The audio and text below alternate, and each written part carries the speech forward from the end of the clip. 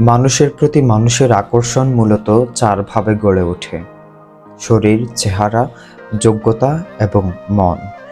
তবে প্রতিটি আকর্ষণের স্থায়িত্ব এক নয়। সময়ের সাথে এর রূপ ও গভীরতা পরিবর্তিত হয়। শরীর বা যৌনতার আকর্ষণ সবচেয়ে ক্ষণস্থায়ী। এটি তীব্র হতে পারে, তবে একবার তৃপ্তি পেলে এর আকর্ষণ কমে আসে। চেহারার আকর্ষণ শরীরের আকর্ষণের চেয়ে দীর্ঘস্থায়ী।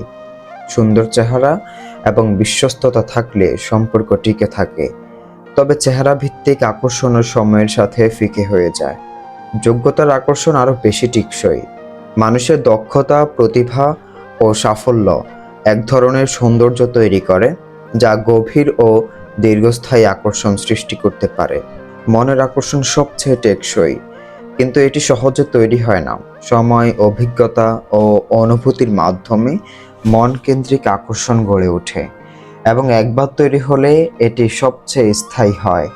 তবে বাস্তবতা হলো, সব আকর্ষণে একসময় ধীরে ধীরে কমে আসে, কিন্তু সময়ের সাথে সম্পর্কের ভেতর একটি ভারসাম্য তৈরি হয়। আকর্ষণ রূপ নেয় অভ্যাসে, মায়ায় ও দায়িত্বে।